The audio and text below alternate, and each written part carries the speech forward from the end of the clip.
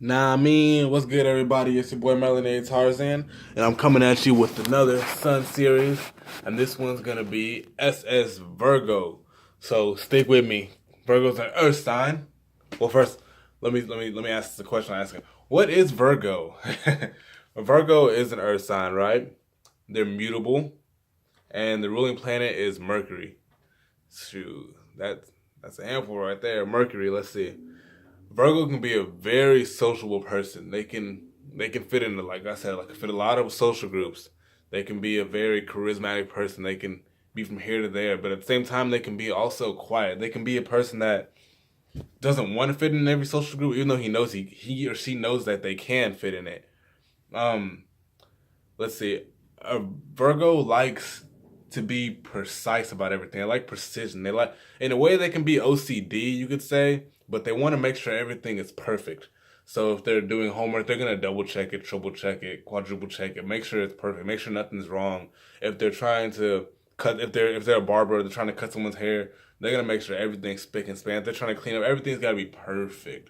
It's gotta be perfect for Virgo, and that can be good, but at the same time, that can be bad for the Virgo themselves because they can sometimes feel like they're not good enough. They can feel like they need to do more in order to be the perfect person that they have in their mind visualized to be, So that can be bad because they could really beat up on themselves in a way, and that's not really good for anybody to beat up on themselves because I mean we're all humans. I mean, I guess we're humans. We're really all star beings, you know what I mean? But you just can't be perfect. I mean, it's hard. I mean, until you reach Christ consciousness, until you're Christ, then you can't be perfect. But they really want to be the ones closest to that type of personality. They want to be perfect in a way. Um, let's see. They're very relatable. They can relate to people, and people can relate to Virgos easily. Like I said, they're adaptable to any situation. In a way, they can be a chameleon. If they don't want to be, they'll be quiet. Like when you made a Virgo mad, if they're just quiet and they're not saying nothing to you, that's when you should probably leave the Virgo alone because the Virgo might tear your ass up if you keep messing with them in that way. But if you make a Virgo mad, you've really done something wrong because they're very peaceful people. They're not the type to have any confrontations with anybody. And also, a Virgo is a very helpful sign. Like if you have a kid that's a Virgo, my son is a Virgo, and I'm surrounded by a lot of Virgo energy. I have a lot of friends that are Virgos. Like I say, a lot of Virgo energy. Like every time I meet someone, they're like, "Oh, yeah, I'm a Virgo," and it's a cool person. I'm like, "Oh, that's cool." But yeah, Virgos, like they're really nice people and they're very helpful. So like with my son, I if he sees us sweeping or something in the house or vacuuming, he wants to be right next to us doing exactly what we're doing there. That's what I'm saying. When it comes to a Virgo baby, you got to keep them busy doing something, or else their mind can wander off into other things. For an adult, in a way, if it's an adult, their mind can wander off if they're not constantly busy doing something or have anything to do or anything to think about.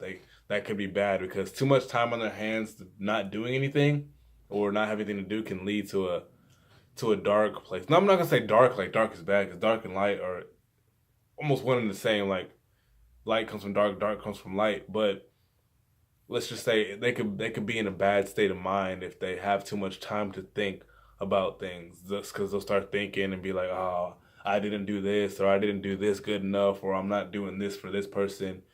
That could be bad in a way. But like I said, they're all about precision. They like practicality. They like to think about the technical things. Like they like to just be straightforward with things. Like not like coming to you and say what they have on their mind, but they want to think about things that are practical, things that make sense to them, make sense to anybody. That's how they want life to be, is just to make sense. They want it to make sense. They don't want any, I mean, everyone wants that in a way, but Virgo more than anybody else wants that. They just want sense in a way.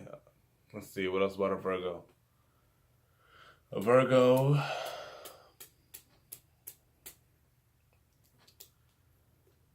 um, I can't. I mean, like I tell you, I got a lot of friends that are Virgos, but they also like they're all different because they have different. They have different. I mean, everyone has different astrological energy. Like they have the moon sign that plays out different, or their Venus might be different. Their Venus might not be in Virgo, and if your Venus is in Virgo, man, that I feel like that's good. That's a well-rounded person that has a sun sign in Virgo and Venus in Virgo, because that's where you're coming from.